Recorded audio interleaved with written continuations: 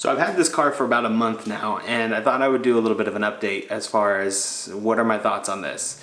You know, when it comes to review videos and when it comes to like unboxing things, you get the opinion of the person like right when they first get it. You see that it works, but you don't know if it works like you thought it would work 10 days from then, and a week from then, a month, and is it still going good? What are your thoughts after that? That's why when I buy something on Amazon and I see someone who posted like an update to their review, I love those kind. Like I take that person way more serious because now they gave me their first impression, but then they also gave me their second impression. So that's what I thought we would do today. I would give some of my review of the Fiat 500e, what my thoughts are now that I've had it for about a month, what are the things that I like, what are the things that I disliked. When I first made that first video, it was like being on a date with a girl, and you're just like, oh, nothing's wrong with her, she's amazing. I'm in love, and I don't care who knows it. And then like after a month you're like, well, you know, she kind of like eats weird. I'm a real Mexicana. She has this funny snort laugh. You just start, all of a sudden there's these little quirks that come out and you're just like, do I like that? Do I not like that? And you have to decide. Well, there's a little less, you know, stress on the car when it comes to do I like it or do I not. I'm in a 3-year lease with this thing, so no matter if I like it or hate it, I'm committed. I just want to tell you a little bit of what I've been discovering about this car, some of the things that I didn't know that now I do know, and some of the things that are a little bit annoying and all of that good stuff. So let me show you a little bit what I like and maybe a little bit of what I dislike about this car. So one of the things that I wanted to point out that I didn't point out this last time I made a video was that these lights are actually super helpful for understanding where your battery life is in your car without being in your car. The display in the car actually tells you way more information about how many miles you can drive, how much longer till it's fully charged, and all that stuff. But when I open my garage door and I look right at my car, this tells me about where I'm at, which is super helpful. I like that. One of the things that I do appreciate about this car though is the fog lights. They really boom on the street as far as like making this car visible, which is a big deal when you're driving a small car. That's part of the reason I got the blue and like the blue is because it shines, like people see it coming. Blam, I'm here. But yeah, the fog lights really help with being able to be seen at night, and which is a pretty big deal, I think. See that power button? For the longest time I didn't know what it did. I was very confused. It's right on the mirror. And so for the longest time I didn't actually know what it was doing. Like I pushed it probably about 100 times and I was like, what is this thing for? So I had to do some research, and what I found out is actually if you have a light shining into this mirror and you push that on, it dims the mirror, which was pretty cool. I didn't know that was a thing. One thing that I thought I would do with this review is actually take it on a trip and kind of vlog my trip. I decided I'd go to Lake Kauai again. It's got a decent amount of hills, and I thought it would be a good climb to see how this thing does on hills. It should be about 40 miles. I think it's like 38.5 or something, 0.6 miles from my house. So we'll see how it does. Just to prove that we're 100% on everything, should be 91 miles to empty. I don't actually think we'll get that, but we'll see what we get. I think we should be good to go.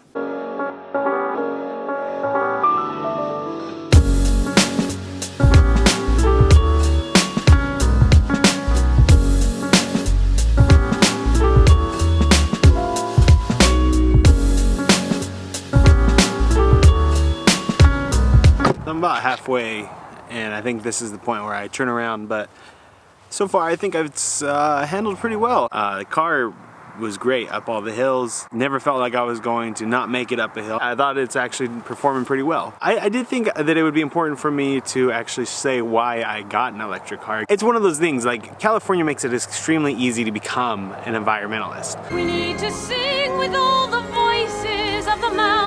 And I'm not necessarily one. Yeah, I mean, I don't litter. I don't think that it's smart to just burn oil, but I'm not like, I don't hate gas cars. Like I probably in 3 years, that will be what I buy. I won't buy electric. The biggest reason though, why I wouldn't do that was because it's just too expensive. When hybrids first came out, they were dramatically more expensive than the regular car. So switching to hybrid, you had to really buy into the cause.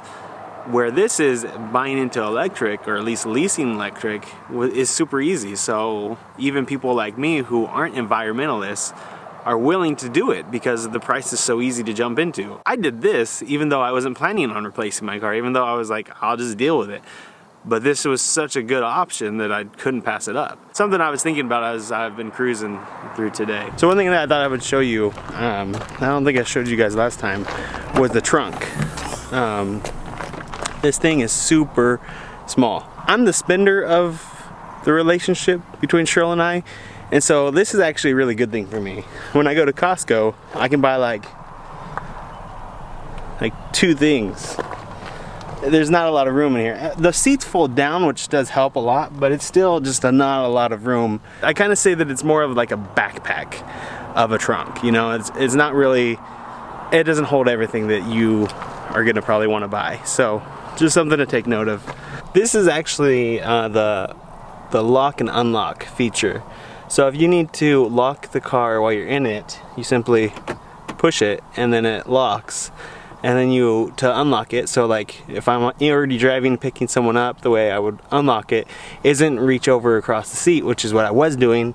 It's actually just simply pull this lever, or pull the door handle just a little bit, and then it unlocks both sides. It's kind of cool. I'm at 56% of energy, and the car is doing good. But I don't want to keep going up the hill, because the moment I start going, I got to leave myself a little grace. I don't want to get a tow truck just in case. So let's get back on the road.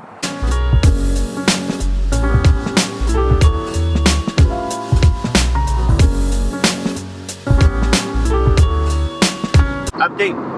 There you have 19 miles left on the charge, 23%, and what's interesting is, so usually your gauges are green, but now since they hit 25 and it's gone to yellow, like as a warning to get your attention, like, hey, you're getting low on battery. So, all right, I think we'll make it, but we'll see.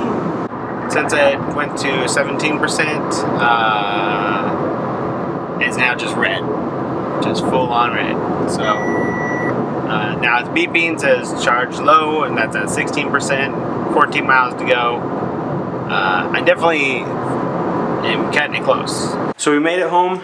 I had about 9% of battery left. Gotta plug it in because it's now going to take about, hold on. It's going to take 20 hours and 47 minutes for it to charge on that plug. There's one major gripe I have with this car, and it doesn't actually have anything to do with the car. Fiat car has an app right there.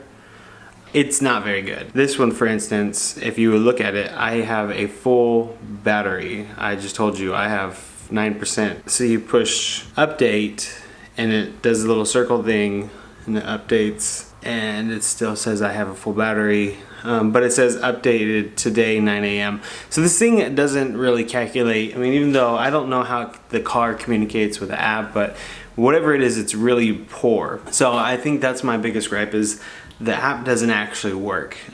It is kind of cool to have an app with your car, but it's only cool if the app works. Also, there's supposed to be special features that you have with it. You can lock it, unlock it. You can actually like cool down your car. Living in the valley, it gets hot out here, talking about like 100, 115 at times, or even above. And so turning on your AC while not in the car is super nice, because you get that AC going. So that is the downfall. It's a good car. You just have to ignore the fact that it has an app.